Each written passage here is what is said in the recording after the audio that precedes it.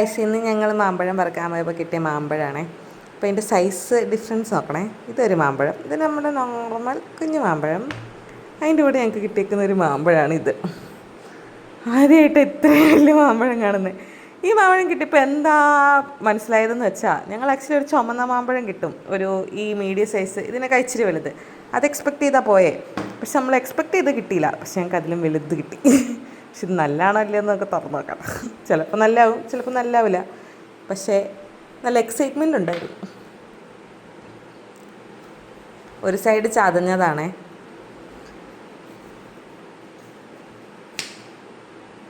കേടാണെങ്കിൽ നമുക്ക് സങ്കടം വരും. കേടല്ലെങ്കിൽ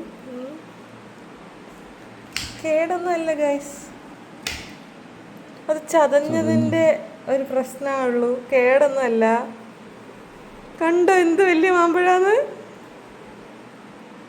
ശരി,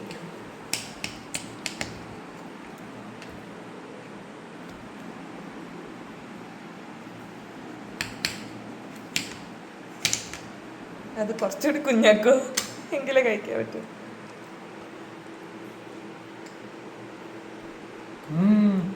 സൂപ്പറാണോ? സൂപ്പറാണ്.